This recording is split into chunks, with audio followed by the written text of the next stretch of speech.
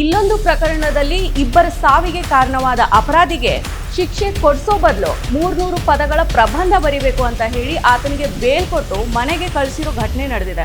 ಮದ್ಯದ ಅಮಲಿನಲ್ಲಿ ಕಾರು ಚಲಾವಣೆ ಮಾಡ್ತಿದ್ದ ಚಾಲಕನ ನಿಯಂತ್ರಣ ತಪ್ಪಿ ಬೈಕಿಗೆ ಡಿಕ್ಕಿ ಹೊಡೆದ ಪರಿಣಾಮ ಬೈಕ್ನಲ್ಲಿದ್ದ ಇಬ್ಬರು ಸ್ಥಳದಲ್ಲೇ ಮೃತಪಟ್ಟಿದ್ದ ಘಟನೆ ಮೇ 19ರಂದು ನಡೆದಿತ್ತು. ಪ್ರಧಾನಿ ನರೇಂದ್ರ ಮೋದಿ ಅವರು ದೇಶವನ್ನ ಬಡವರು ಮತ್ತು ಶ್ರೀಮಂತರು ಅಂತ 2 ಭಾಗಗಳಾಗಿ ವಿಂಗಡಣೆ ಮಾಡಿದ್ದಾರೆ. ನ್ಯಾಯವು ಕೂಡ ಹಣದ ಮೇಲೆ ನಿಂತಿದೆ ಅಂತ ಆಕ್ರೋಶ ವ್ಯಕ್ತಪಡಿಸಿದ್ದಾರೆ. ನಮಸ್ಕಾರ, ಈ ದಿನಕ್ಕೆ ಸ್ವಾಗತ. ನಾನು ಸಪ್ನಾ. ನಮ್ಮ ದೇಶದಲ್ಲಿ ಸಾಮಾನ್ಯವಾಗಿ ರಸ್ತೆ ಅಪಘಾತದಲ್ಲಿ ಸಾವು ಸಂಭವಿಸಿದಾಗ ಏನಾಗುತ್ತೆ?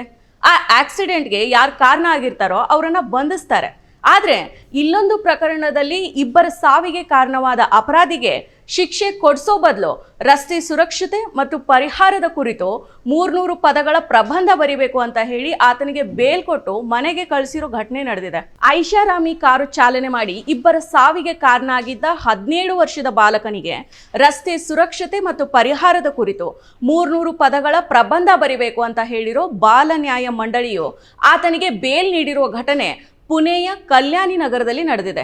ಮದ್ಯದ ಅಮಲಿನಲ್ಲಿ ಕಾರು ಚಲಾವಣೆ ಮಾಡ್ತಿದ್ದ ಚಾಲಕನ ನಿಯಂತ್ರಣ ತಪ್ಪಿ ಬೈಕಿಗೆ ಡಿಕ್ಕಿ ಹೊಡೆದ ಪರಿಣಾಮ ಬೈಕ್ನಲ್ಲಿದ್ದ ಇಬ್ಬರು ಸ್ಥಳದಲ್ಲೇ ಮೃತಪಟ್ಟಿದ್ದ ಘಟನೆ ಮೇ 19ರಂದು ನಡೆದಿತ್ತು. ಆರೋಪಿಯ ತಂದೆ ರಿಯಲ್ ಎಸ್ಟೇಟ್ ಉದ್ಯಮಿ ವಿಶಾಲ್ ಅಗರ್ವಾಲ್ ವಿರುದ್ಧನೂ ಪೊಲೀಸರು ಪ್ರಕರಣ ದಾಖಲಿಸಿಕೊಂಡಿದ್ರು. ಈ ಘಟನೆಯಲ್ಲಿ ಚಾಲಕನಿಗೆ ಬೇಲ್ ನೀಡಿದ್ದಕ್ಕೆ ಸಾರ್ವಜನಿಕ ವಲಯದಲ್ಲಿ ತೀವ್ರ ಆಕ್ರೋಶ ವ್ಯಕ್ತ ಆಗಿತ್ತು. ಸಾಮಾಜಿಕ ಜಾಲತಾಣದಲ್ಲಿಯೂ ಕೂಡ ನ್ಯಾಯಾಧೀಶರ ವಿರುದ್ಧ ಟೀಕೆ ಕೇಳಿಬಂದಿತ್ತು. ನಮ್ಮ ದೇಶದಲ್ಲಿ ಬಡವರಿಗೊಂದು ನ್ಯಾಯ, ಶ್ರೀಮಂತರಿಗೊಂದು ನ್ಯಾಯ ಜಾರಿಯಲ್ಲಿದೆ ಅಂತ ಅಸಮಾಧಾನ ವ್ಯಕ್ತಪಡಿಸ್ತಾ ಇದ್ದಾರೆ.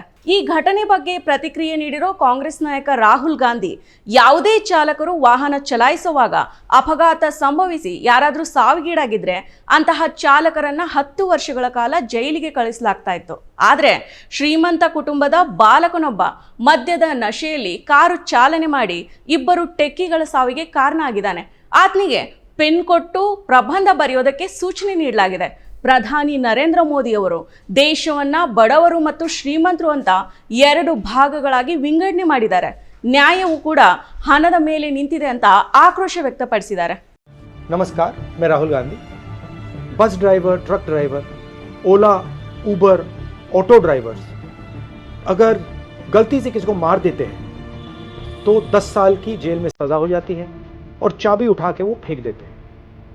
मगर अगर अमीर घर का 16 साल का 17 साल का बेटा पोर्श गाड़ी को शराब पी के चलाता है और 2 लोगों की हत्या करता है तो उसे कहा जाता है कि ऐसे लिख दो. सवाल न्याय का है. अमीरों को, गरीबों को, दोनों को न्याय मिलना चाहिए. न्याय सबके लिए एक जैसा होना चाहिए. ಸಾಮಾಜಿಕ ಜಾಲತಾಣದಲ್ಲಿ ಅಪರಾಧಿ ವಿರುದ್ಧ ಮತ್ತು ನ್ಯಾಯಾಂಗ ವ್ಯವಸ್ಥೆ ವಿರುದ್ಧ ಅಸಮಾಧಾನ ವ್ಯಕ್ತವಾದ ಬೆನ್ನಲ್ಲೇ ಬಾಲಕನ ತಂದೆಯನ್ನ ಬಂಧಿಸಲಾಗಿದೆ.